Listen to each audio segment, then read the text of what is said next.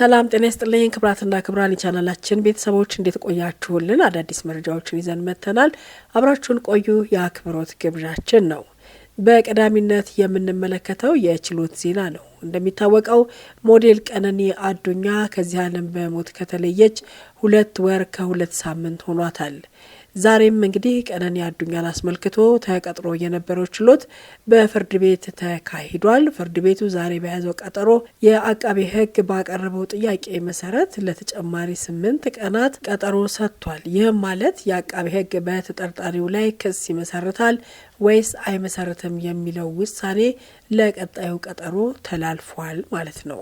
ወደ ቀጣዩ መረጃ ስንሻገር የሀብታም ልጅ ነኝ አልቸገረኝም እያጃጃልኳችሁ ነበር ያለው አዶናይ አነጋጋሪ ሆኗል። የካናዳ የገንዘብ እርዳታ ህጉ ምን ይላል የሚለውን ስንመለከት በካናዳ ግለሰቦች በአጠቃላይ ለግል ጥቅማቸው ገንዘብ ማሰባሰብ ይችላሉ። ነገር ግን አሳሳች ወይም ደግሞ አታላይ የገንዘብ ማሰባሰብ ልምዶችን ህገወጥና የተከለከሉ ናቸው። ለግል ጥቅም የሚሰበሰብ ገንዘብ ግልጽነት ያለው እንጂ ማታለልን የማይጨምር መሆን እንዳለበትም ተቀምጧል። ለግል ጥቅም የሚውል ገንዘብ ማሰባሰብ በግልጽና በታማኝነት መከናወን ያለበት ሲሆን ገንዘቡ እንዴት ጥቅም ላይ እንደሚውል ግልጽ መደረግ አለበትም ይላሉ።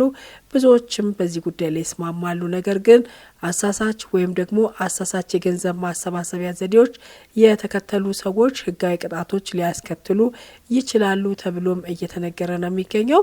ታዲያ አዶናይ ወደ ካናዳ ሲመለስ ምን ይጠብቀው ይሆን የምንመለከተው ይሆናል። ነገር ግን ብዙ አስተያየት ሰጪዎች ምንድነው የሚሉት?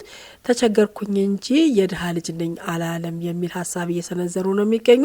የቤት ኪራይ መከፍለው አጣሁኝ ተቸገርኩኝ አለ እንጂ እኔ የድሃ ልጅ ነኝ መቻለ በሚል ብዙዎች ጎራ ከፍሎ እየተከራከሩ ይገኛሉ። ለማንኛውም አዶናይ ወደ ካናዳ ሲመለስ ምን ይጠብቃ ይሆን? ሁላችንም የምንመለከተው ይሆናል።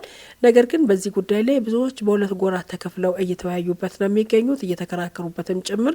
አንደኛው ወገን ልክ ነው፣ አሳሳች ነው፣ አጃጅሉናል ሲል፣ ሌላው ደግሞ እናንተ ራሳችሁ ጊፍት ሰጥታችሁታል፣ ነገር ግን እሱ ቤት ኪራይ የምከፍለው አጣው ተቸገርኩኝ እንጂ ቤተሰቦቼ ደሃ ናቸው የሚል ነገር ከአንደበቱ አልወጣም፣ ስለዚህ መብቱ ነው በሚል ሁለት ጎራ ከፍለው እየተከራከሩ ነው የሚገኙት። ለማንኛውም አዶናይ ወደ ካናዳ ሲመለስ ምን ይጠብቀው ይሆን?